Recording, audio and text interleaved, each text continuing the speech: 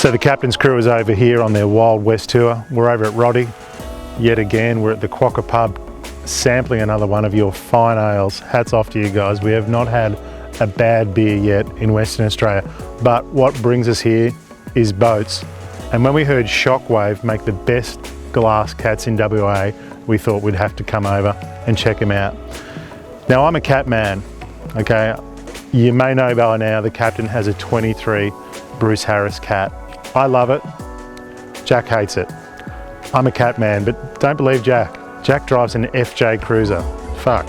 What else do you need to know? He wears rubber pants on the weekend with furry collars and shit. Like, my grandma was wearing that. So when we heard these guys, let's call them the Noosa Cat of WA, Shockwave. They're built by Andrew Wright. Very particular fellow, very fastidious with his build. Caught up with Andrew at the factory, and he has a great boating background. He owned a 23 Bruce Harris Shark Cat himself and did it up, one of his favourite boats and his inspiration for getting into cats. He also owns Stem to Stern, which is a full service operation, fixing on-water boats, boats in the factory. The guy knows his shit. He spent a lot of time at sea, rescuing poor drunken sailors out here around Rottnest Island, and all this led to the building of Shockwave boats. So today we were lucky enough to go out on one of Andrew's boats. It's called the Breaksea model. It's the 9-metre model, it's 30 foot long, it's 3 metres wide. Andrew builds a magnificent boat. He cannot fish to save himself or spear. So he got along a crew of guys, 3 of the nicest guys you ever want to meet. These are the happiest guys I've ever seen on a boat. They brought eskies, they brought spear guns, they told us we're going to get a feed. So the lads, Mike, Matt and Caleb, they're all boat sluts themselves. Can't say that. So Mike, Matt and Caleb, they're all big boat fans themselves. They own a 565, they own a 445, and they own something called a Douglas, which apparently is like a V17. So the boys had a first experience today. It was their first time on a cat. So they're mono through and through. Let's see what they think. So I'm Matt. I've got a now rebuilt Haynes 565L.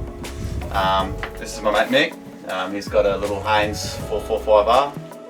And then over here we've got Caleb, and he's got a Douglas Craft 17 foot, which is essentially a Haynes 17R. The Spiro scene in Perth is, it's getting bigger and bigger. You know, a lot of the old school boats getting rebuilt, which is always good. And look, in every opportunity we can, we'll get as many guys, as many boats out in the water, and get out there and get amongst it. Get some fish, get some crays, get some beers. But by the sounds of things, Mick and Caleb have both been towed by one of these. Yep. So the guys are already pretty familiar with the Sea Rescue boat, which originally is where this boat started out. So this is the 9-metre Breaksea. Andrew hit me up and he said, "Hey, do you want to come out, meet the boys from the captain, come for a cruise, go for a dive?" You know, got out this morning and did a bit of formation driving. Got out with the Power Kitten, I think it's called, which was good. The Sea Rescue boys are out, which is always good to see. Certainly just cruised around for the morning before we managed to get in the water. Got in there, swam straight to the reef that I knew, and like with Maddie in tow. And then the last little ledge, so I said to Maddie, I was like, "Oh, we'll try out. There's a nice little ledge out in the sand here," and I was lucky enough to dive in there. There's a really big cray, like in the open, shallow ledge with not much to go back to, which is not something you often get the chance to do. Got my arms right in deep, grabbed it by the horns, and I could like wedge it off the rocks, pull it out. Just I had it. But when I got it, as soon as I got out of the reef, like I knew straight away. I was like, "Yeah, that's it." Just pulled it in my chest, like wrapped around my body. Really good cray. Like probably one of the, like up there with some of the biggest ones I've got. Barbie for lunch with crays. Everyone on board, like that's the best thing ever. Fresh crays, like an hour after you caught them. You can't get anything better than that. Doesn't matter what size they are, especially jumbos, you got the legs too. I've not dove off this boat before. It was a great opportunity for me and for the boys. It's luxury compared to what we're used to, that's for sure. So massive rear deck, get geared up, stroll on down, fins on, gear on, stroll straight through the walk-through transom, down to the duck board, the marlin board at the back. Big folding ladder, the whole lot, and just step in, you know. It just makes it so easy. When you can sit on the deck of the boat, like I don't have the greatest back, and when you can sit on the deck of the boat, in the middle of the boat, and you just like just stuffing around, and it's like, oh, it's not banging me spine, and I see Cairo afterwards. It's like, oh, that's pretty good. Today, you know, we had, what, 8, 9 guys and a dog at one stage. And dive gear for 3, camera gear for a small army, and it all, you know, there's a double bed up the front and bed down the side. All the gear was gone, the deck was clear, and plenty of room for us down the back to get suited up. And there's plenty of room. It's all one level. It's all nice and flat, so nothing to trip over. Storage everywhere. Yeah, it's got everything you need and more.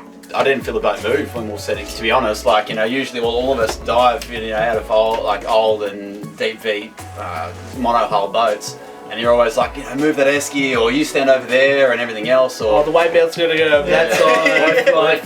If you're lucky, you got trim tabs. But here, I mean, we didn't even think about it. I hadn't even thought about that until now. You know, we just walked around, strolled around, and got ready where we felt like it. And the boat, it didn't even move. You know, it just sits so flat, just carves around. And you think, like, you almost have that mentality that you're not used to sitting flat, where you think the boat's going to roll away. It's definitely the boat you want to be decking on because you don't actually have to do anything.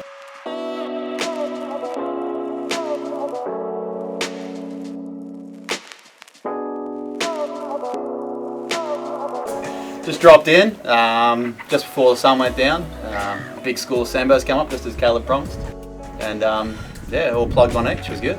Like big school of fish, probably 25 to 30 fish. There's a couple of big ones that were just a bit more wary, just sitting further back.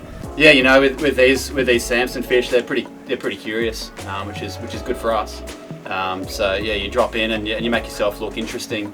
Don't chase them, obviously. Just be something they're not used to in the water. Really, you're only looking 3 meters from the end of gun. Like, it's probably, I don't really like taking the shots longer than that. You know, it's not about like having a sniper rifle. It's not the way it works. You don't shoot them from miles away. You get close, and then with the bigger fish especially, you're best to try and shoot them for the rear 3/4. You're not going to bend the shaft that way, but yeah, hit somewhere solid, somewhere in the meat, up in the gills, or in Caleb's case, straight through the brain.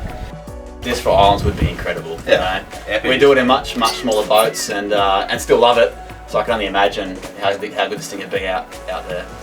Yeah, it wouldn't be a one-day trip, that's for sure. No. Like the little boats, you're just like you're pushing your limits just to go out there on the best weather day, once or twice a year, just to be able to go out there and relax. You know, oh, the weather turns up a little bit, doesn't matter. You're gonna come home safe. You're gonna sleep that night comfortably. You're gonna cook up crays and fish on the back deck. You know, just everything's just going to come together so smoothly. You're going to be stressing out. At the end of the day, you know, we shot some fish, we caught some crays, had some beers, and you know, we're smashing home at 40 knots. All sitting here on the couch and just standing around having a conversation. I mean, the Yamahas make a bit of noise, but it's good noise. And then you get back to the port, and on the helm up here he's got twin control, and he's just manoeuvres it around. It's like driving a bobcat, you know. It's pretty amazing to be able to just have a conversation while you're smashing along at 40 knots in the slot. It was not a pretty day out there on the water, and you wouldn't have known it. Yeah, look, you know, the boys, myself, pretty stoked to get the opportunity to come out.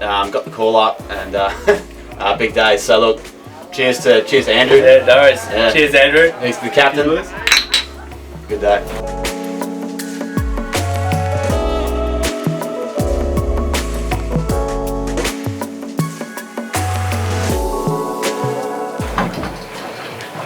Wife and Mrs. Captain on the phone. Hello? Yeah, darling, got a few. Be home about 6 o'clock. Oh!